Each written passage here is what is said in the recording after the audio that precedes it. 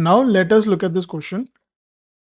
इस क्वेश्चन के अंदर सबसे पहले तो हम क्या करेंगे, we will mark this root of x minus two as t।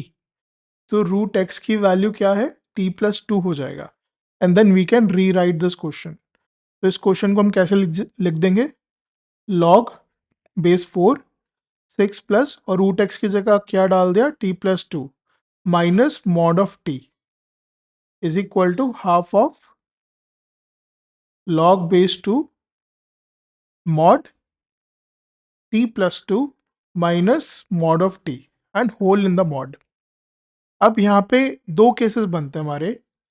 सबसे पहले केस वन क्या है कि जब t की वैल्यू 0 से बड़ी है, एंड व्हेन दैट हैपेंस तो हम कैसे इसको रीराइट करेंगे इस इक्वेशन को, log टू द बेस 4 6 ये 8 plus t minus t is equal to half plus log to the base 2 और ये कितना हो जाएगा, t plus two minus t, right.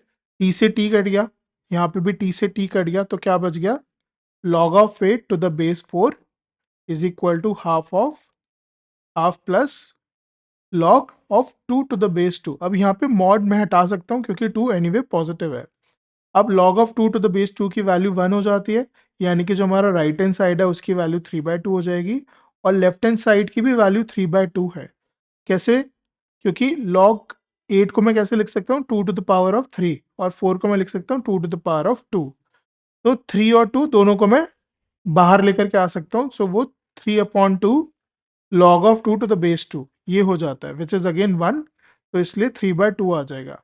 अब मैंने कौन सी दो प्रॉपर्टीज यूज करी यहाँ पे, that log of x to the power n is equal to n log x, and यहाँ पे और दूसरा प्रॉपर्टी यूज करा मैंने log ऑफ x बेस हमारा क्या, अगर a की पावर में होता है, a to the power m होता है, तो it is 1/m log of x to the base a।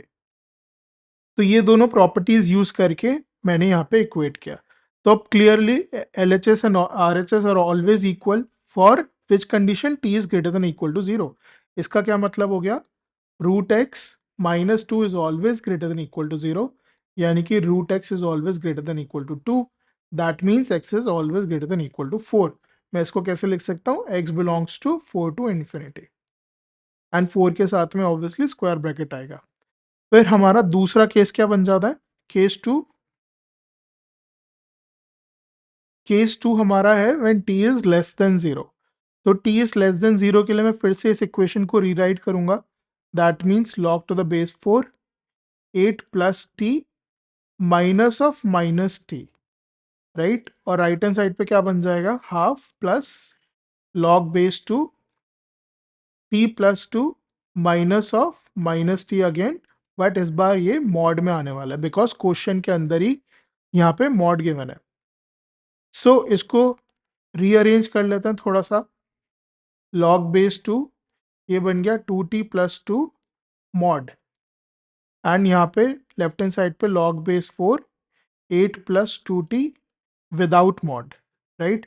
तब इन दोनों से हम बेसिक कंडीशन लेकर के चलेंगे, that is 8 plus 2t is always greater then 0, यानी कि t की वैल्यू -4 से बड़ी आनी चाहिए। एंड यहाँ से क्या कंडीशन निकलेगी हमारी कि 2t plus 2 can not be equal to 0। अभी मैं इसको ग्रेटर देन इक्वल टू 0 क्यों नहीं बोल रहा, क्योंकि मॉड लगा हुआ है, नेगेटिव यहाँ पे अलाउड है, यानी कि t can not be equal to -1। तो ये दो अंडरलाइन कंडीशंस हो गई हमारी। Now let us further solve it.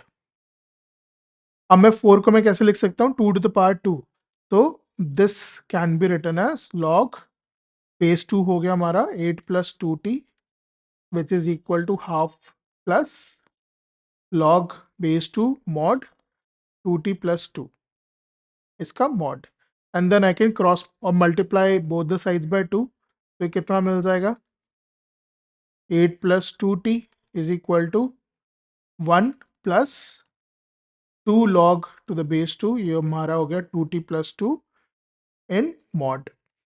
And then ये जो 2 है इसको मैं पावर के अंदर लेके जा सकता हूँ अगेन यूजिंग दिस प्रॉपर्टी, जिससे मेरी मॉड की यूटिलिटी खत्म हो जाती है because square is anyway positive. तो इसका मतलब 8 plus 2t inside the log is equal to, और 1 को मैं यहाँ पे log 2 टू द बेस 2 लिख दूंगा, प्लस log 2t प्लस 2 का स्क्वायर हो गया, right? And now I will use this property, log of x into y is log of x plus log of y. तो इससे मेरा राइट हैंड साइड क्या बन गया, log to the base 2 2 into 2t plus 2 का whole square, and left hand side will be as it is. Now I can directly equate these two. तो यहाँ पे मैं 8 plus 2t is equal to twice of 2t plus 2 का whole square ऐसा लिख सकता हूँ. Now let us solve it here. So 8 plus 2t is equal to 2 into 4t square plus 4 plus 8t. इसको simplify कर लेते हैं. 8t square plus 8 plus 16t. 8 से 8 गया, क्या बचा, 8t square plus 14t is equal to 0.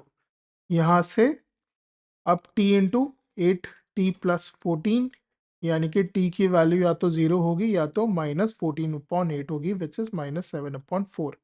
अब 0 हो नहीं सकता, क्यों? क्योंकि मेरी एक और अंडरलाइन कंडीशन है कि t मेरा 0 से छोटा ही होना चाहिए.